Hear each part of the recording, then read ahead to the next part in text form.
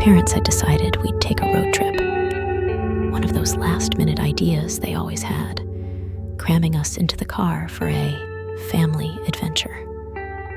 It was me, my younger sister Ellie, and them, just driving down a mostly empty stretch of road somewhere in the middle of nowhere. I can't remember exactly where we were headed. All I know is that everything went wrong on that road. We were cruising along, no houses, no signs, just endless trees lining both sides of the road. My parents were talking up front, the radio buzzing in and out of static, and Ellie was playing with some toy in the back seat, keeping quiet for once. I guess that's why it hit us so hard when the car started sputtering. At first, it was just a slight shake. Then the engine started coughing, louder and louder, until it gave up entirely. Dad swore under his breath as he fiddled with the keys, trying to get the engine to turn over again, but it was dead. Just a soft click. We were stranded. The road was empty. The sun was starting to dip behind the trees, casting long, dark shadows on the pavement. My mom turned in her seat, giving me and Ellie a forced smile, but I could see the worry in her eyes. "We'll be right back, kids. We just need to find a gas station or someone to help. You stay here, all right?" I didn't like the idea of them going, but what could I say? They'd never let me argue anyway. Dad grabbed the flashlight from the glove compartment and kissed us on the forehead before they disappeared into the trees, leaving us alone in the growing darkness. I figured they'd be back soon. How far could they go? That's when things started feeling wrong. The silence outside the car wasn't just normal quiet. It was that thick, heavy kind of silence that presses against your ears, like the world's holding its breath. Ellie seemed oblivious, her face still buried in her toy, but I felt it immediately. I tried to distract myself by flipping through the stations on the radio, even though the reception out there was awful. I managed to find one station that wasn't just static. I left it on, some boring news report droning on in the background. Time passed. The sky went from orange to deep purple, the light draining away until we were wrapped in complete darkness. My parents still weren't back. Ellie had started to get restless. "Where are they?" she whispered, her voice trembling slightly. "I don't know. They'll be back soon," I lied, trying to keep my voice steady. But deep down, I was starting to worry. It felt like they had been gone for hours, though maybe that was just my imagination playing tricks on me. Then, the voice on the radio changed. It was no longer the same bored-sounding announcer talking about the weather or local news. No. This voice was urgent, panicked. Are warning all residents in the area of a prison escape. The convict is extremely dangerous. He was last seen near the road between Willow Creek and Black Ridge. Police urge everyone to stay indoors, lock your doors, and avoid traveling alone. That was exactly where we were. I reached over and turned the volume up, the static crackling around the announcer's words. They repeated the warning, telling people to stay alert, to stay safe. Ellie was staring at me now, her eyes wide. She wasn't playing with her toy anymore.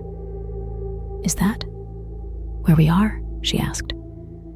"I don't know," I muttered, not wanting to scare her more. But I knew we were right there, in the middle of it. I glanced out the windows, but all I could see was blackness. No movement, no lights, no sign of anyone. The silence outside the car was suffocating, and every small sound started to feel like a threat. The creak of the car as it settled, the distant rustle of leaves in the breeze, my own heartbeat pounding in my ears. Where were Mom and Dad? Another hour passed, or maybe it was just minutes. It was hard to tell anymore. The radio had fallen silent again, leaving us with nothing but that oppressive quiet. Ellie was crying softly, trying to hide it from me, but I could hear her. I wanted to comfort her, tell her it was going to be okay, but I didn't know if it would be. And then, the sound started. A soft tap on the roof of the car. Just one, like a knock. I froze, my breath catching in my throat. Maybe it was a branch, or an animal. Yeah, it had to be something like that, right? Nothing to worry about. I glanced at Ellie. She hadn't heard it, or maybe she was too scared to react. I kept listening, straining my ears for any other sound. Another knock, louder this time. I held my breath. The knocks came again, faster now. My hands gripped the seat, and I looked over at Ellie, trying to stay calm. She was trembling, eyes wide, her little hands clutching her toy so hard her knuckles were white. "It's okay," I whispered, though my voice wavered. "It's nothing." But I didn't believe it. My whole body was tense, every instinct screaming at me to run, to do something, anything, but I couldn't move. I was paralyzed by fear. The knocking became frantic, heavier, like someone, or something, was hammering on the roof of the car.